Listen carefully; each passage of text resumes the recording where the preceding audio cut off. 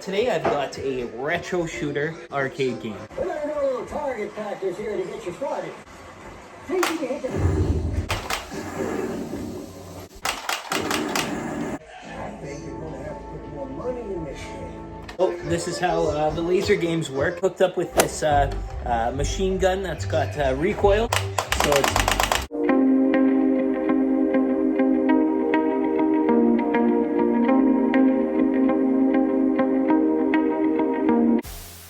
What's going on, everyone? It's Lee here, the rental guy from my house. Just fresh off a day of off season. Today we had nothing going on. There was no pickups, no drop-offs, nothing actually happened. We didn't do too much at the shop. This is what we got up to. Hey. I saw a big ugly footprint on this, but now I can't find it. Let's pretend this is your show. Hey friends, come join us today while we make this arcade. That's not how she is. She's got stage fright. Hey friends. We'll just time-lapse this. We'll time-lapse this. We'll time-lapse this part. In here? Yeah, the arcade's there. The iconic arcade from GameStop. We got it on sale for like 299 bucks, something like that. So we're gonna wrap it and then we're gonna use it for the screen and hook up our existing retro shooter system with the light gun arcade games. So that's one of the panels. Everything's in the box. This is what, butcher block? Contact paper, it's not wallpaper. So I ripped the guts out of this kind of joystick piece there because I don't really need all that stuff because it's a gun game. All of the buttons are on the gun. So, but I like the form factor of this. Here's how it looks on the other unit. So you can see it there. The joysticks to run the iconic arcade.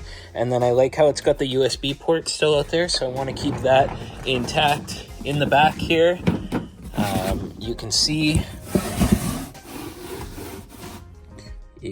the speakers and then the screen, and then popping out the back there is the cords that run. So I'm gonna drill a bunch of holes in there to let everything air out. And it's got like something called Batocera on it, where you can get all the old retro games, but I didn't like how it was like a slow drive inside there. So I basically bought another one of these when it went on sale, and I just gutted all the insides and I put this retro shooter kit in it that has a little bit more of a powerful Pandora system. Yeah, I'm ready for the reveal. Oh yeah, that's quite a change. It looks good? Yep.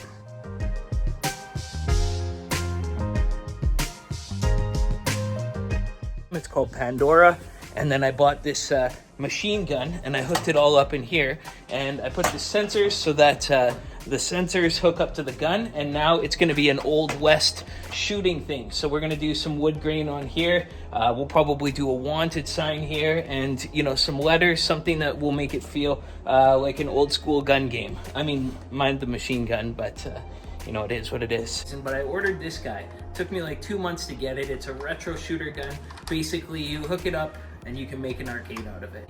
Just right in here that I've taken the hardware and I've kind of just placed it in there so it can't move around.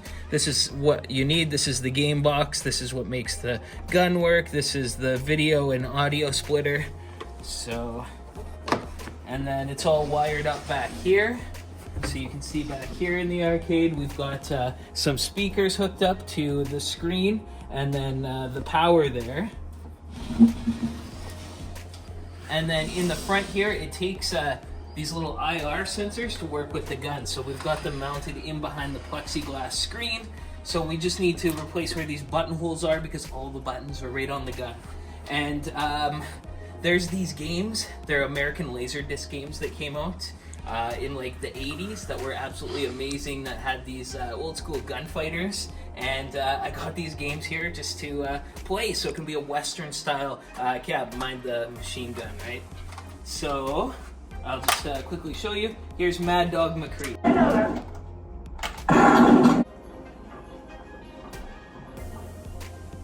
I'll kill them. Take a crack at this bottle.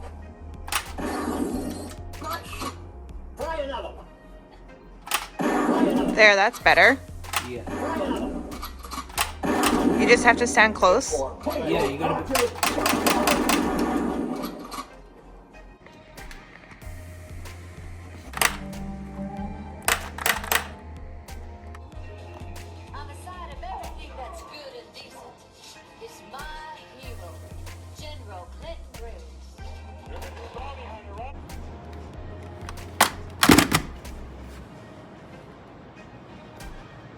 So let's look at some games and see how they actually move, because numbers don't lie.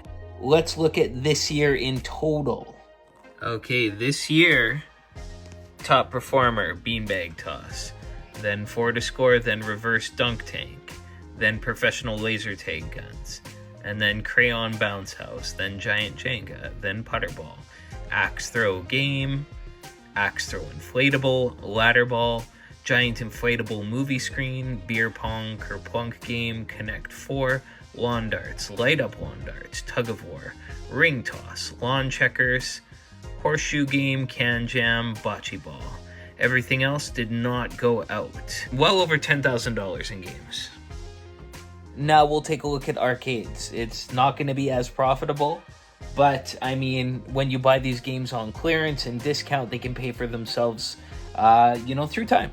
This year, Christmas hasn't hit yet, so I don't have lots of rentals in. Just Street Fighter 2, gone out 5 times for about $800. Pac-Man's gone out 4 times for $715.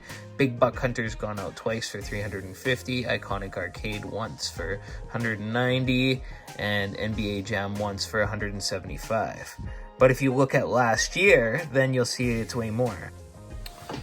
So, looking back on these numbers, I looked at all time, what's went out, and arcades really aren't that profitable. I plan to change that. I mean, the money that I have made from them, has paid for them, but they do take up a lot of space, and I don't know. But then again, in December, people love renting these things, so do you keep them around just for Christmas to make that Christmas revenue? Probably, maybe. So I guess if we're looking for a profitability standpoint, these things like these yard games are going to definitely make you more money. But the arcades are more fun, and they kind of widen your scope too. I've noticed that people like to add an arcade in with some of their other things, or I don't know. But we'll circle back on this after December. So we'll see what kind of bookings are taken, and if me buying all these different arcades that I now own is going to level up the amount of earning that we can do. We'll see.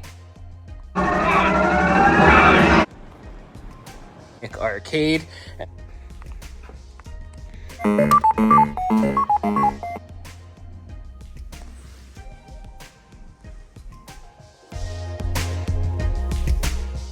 don't care. Pick a spot.